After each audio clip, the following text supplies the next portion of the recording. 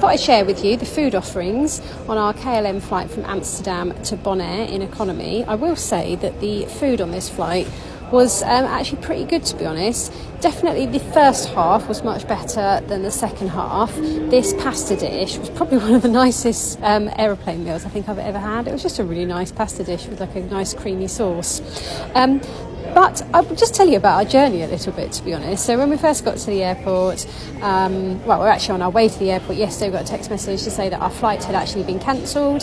Then we phoned them and they said, no, your flight hasn't been cancelled, but your flight from Heathrow to Amsterdam has been cancelled. So we'll rebook you on that, but you have to leave about 3 or 4 hours earlier. So we decided that was fine.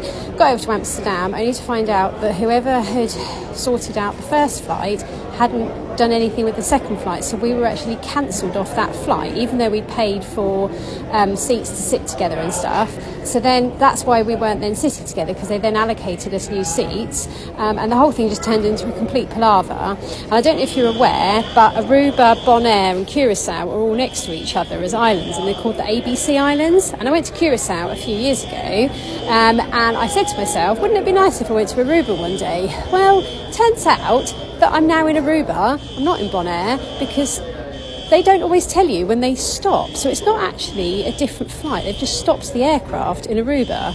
It's not on our ticket or anything. And I'd be intrigued to find out if anybody else has experienced that before, because I'm kind of confused about that one. But anyway, I've got a 2-hour stopover in Aruba now. So now I've been to all three. So there we go.